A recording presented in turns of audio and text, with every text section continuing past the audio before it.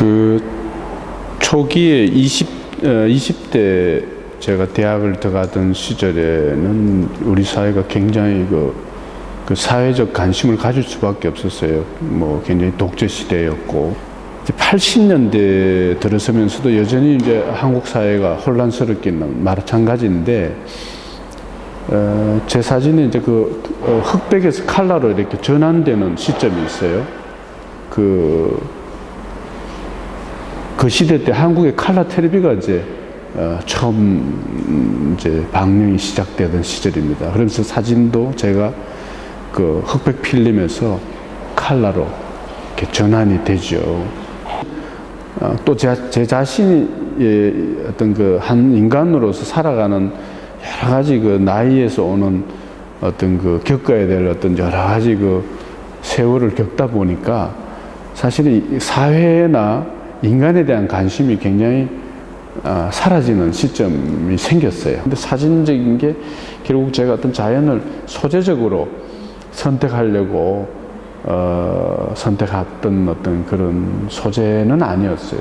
저한테 있어서 자연은. 그리고 자연을 마치 뭐 어떤 사진이라는 걸로 마치 뭘 밝혀보겠다는 어떤 의지를 갖고 자연을 선택한 것도 아니고.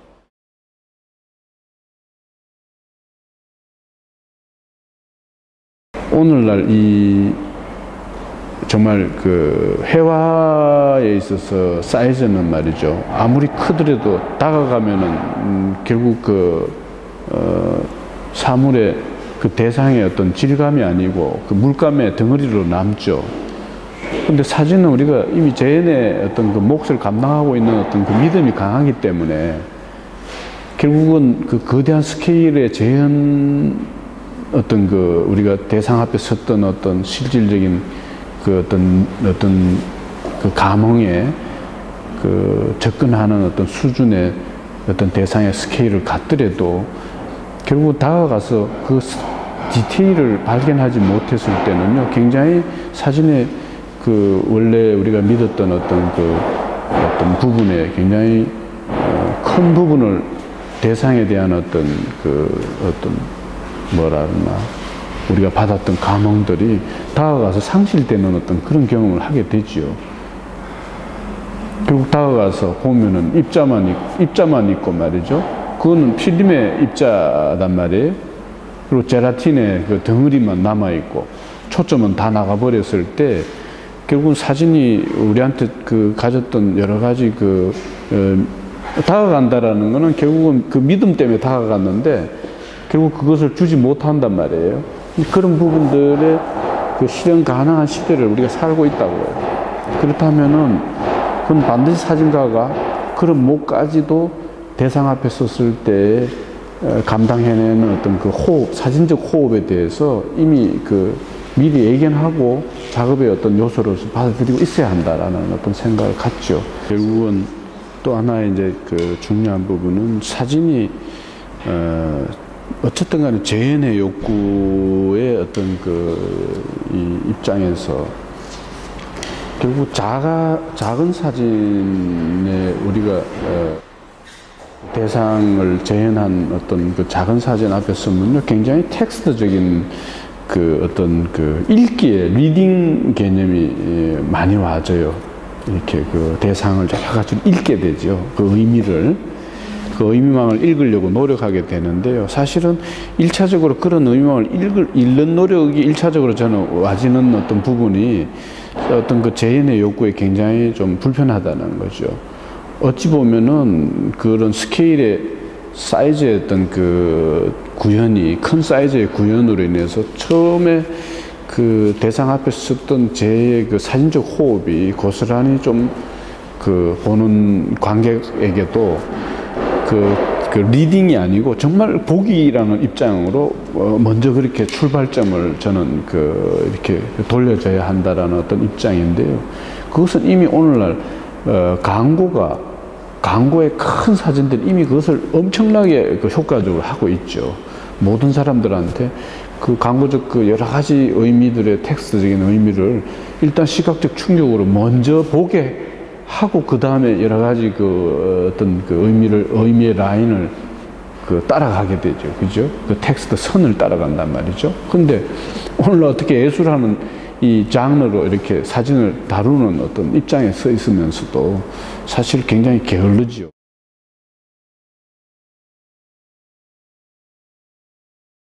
좋아했던 뭐 시인 중에 그 퐁주라는 시인이 있어요. 프란시스 퐁주라는 시인인데 그 사람은 이 물을 이렇게 물에 관해서 한 편의 시를 쓰는데 뭐 6개월 가까이 물잔을 이렇게 물을 이렇게 쏟아도 보고, 그죠? 뭐 이렇게 흘려도 보고, 물의 그 이 속성, 그 물의 어떤 그 성질의 그 입장에 가려고 그렇게 노력을 6개월 가까이 봤대죠.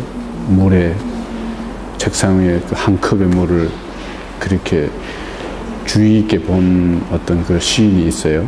그 사물에 관한 어떤 그런 태도들이 굉장히 제가 젊은 시절에 경도대에 있던 그런 시인이 있는데, 근데 제가 이 자연에 대한 어떤 입장을 사진을 작업을 하는데 제가 제어하고 개입할 게 하나도 없어요. 저는 오롯이 그 현상 앞에 쓰는 몫이거든요. 굉장히 그 힘이 크단 말입니다. 이게 덮어버리는, 일순간에 그냥 덮어버리고, 그것이 드러나지고 드러나지 않는 어떤 그런 차이에 있어서 굉장히, 한순간 익숙했던 익숙했던 어떤 현상에 그 다른 모습을 보게 되는 어떤 그런 부분들이 특히나 이런 자연 어떤 뭐 바다가 아닌 산의 어떤 모습에서는, 바다에서는 변화무쌍한 것은 사실 낙산에 있어서는 파도와 이렇게 눈의 색이, 바람이 만들어주는 눈의 색일 뿐이죠. 근데 산은 사실은 어마어마한 이 변화들이 눈앞에 사실 와요. 그걸 어떻게 한순간에 다 이렇게 사진적 사진적 시각 지배력으로 이렇게 그 총체적인 그 경험들을 이렇게 완결해내느냐는 어떤 부분들의 개인적 쾌감은 뭐 상당하죠. 그래서 뭐 눈의 힘은 뭐 이런 그 산수에 있어서 제가 굉장히 좀 더 주의 깊게 작업을 이렇게 볼륨상으로 이렇게 또 시간상으로 해나갈 그런 의지를 갖게 된 겁니다.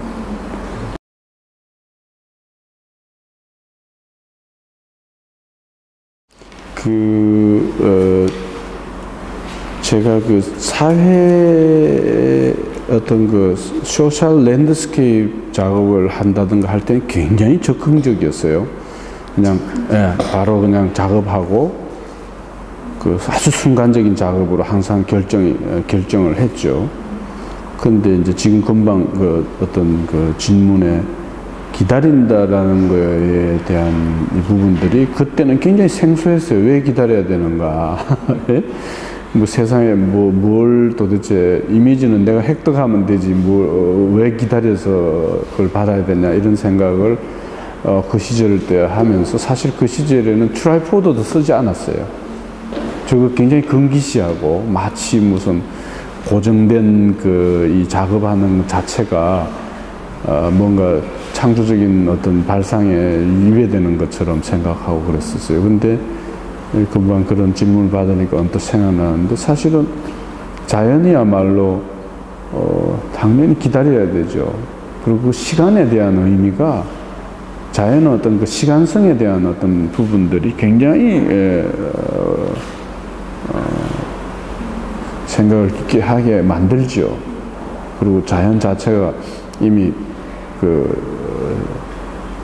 자연에 대해서 내가 숙고를 하는 어떤 입장이 되는 데는 시간이 굉장히 절대적으로 중요한 몫이 되고요.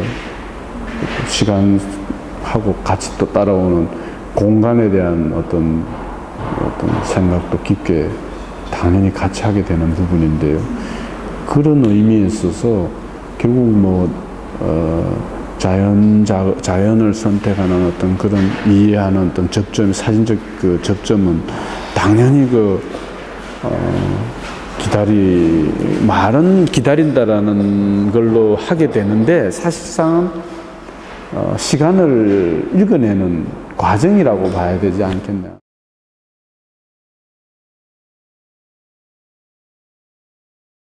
산수에도 보면은 뭐,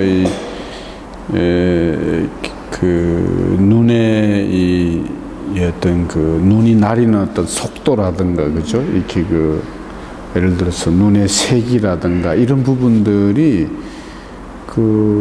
만약에 그런 어떤 뉘앙스가 없더라면은 굉장히 뭐랄까, 공간도 플랫해지고 또 서서 바라보는 어떤 관계 속에 진행되고 있는 현상에 대한 어떤 이 감각적인 어떤 느낌이 굉장히 약화될 거예요. 그리고 그냥 전체적인 구도라든가 뭐 어떤 뭐라 그러나 매스에 뭐 힘으로 아마 느끼고 말 건데, 그 속에는 어찌 보면은 눈이 가지고 있는 어떤 그런 여러 가지 진행의 어떤 시간과 또 스피드도 있단 말이에요.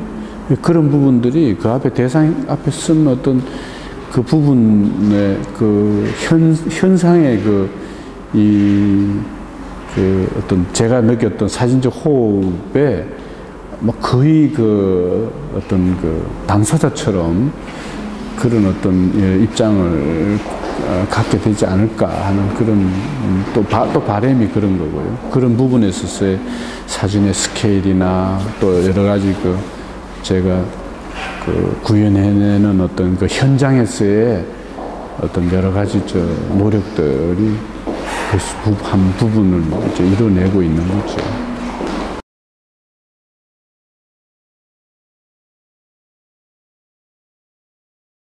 면서도 익히 이제 눈이 주는 경험들 때문에 한순간에 눈앞에 전개되는 새로운 어떤 이 현상들에 대해서 사람들이나 어떤 살아있는 감각을 가진 어떤 살아있는 모든 어떤 이 생명체들이 다 감흥이 다 비슷할 거라고 본단 말이죠. 한순간에 엄청난 변화를 이렇게 시각적 변화를 갖게 되는데요. 그러면서 이제 흥미로운 거는 아주 강하게 내리 쏟아 떨어지는 눈이 있고 또 가벼운 어떤 건설이 바람에 의해서 피어오르는 어떤 그런 시간의 진행형을 사진으로 획득하는 이런 어떤 현상을 정말 이런 우리가 익숙하게 봐왔던 자연의 어떤 풍경에서 새로운 의미를 부여하는 이런 어떤 체험을 저는 이렇게 사진 이미지로 같이 이렇게 큰 이런 스케일이라든가 여러 가지 목적을 디테일이라든가 이런 것을 통해서 다시 대상 앞에 서듯이 이렇게 공유하는 어떤 그런 힘을 좀 발휘해보고 싶은 부분이 있죠.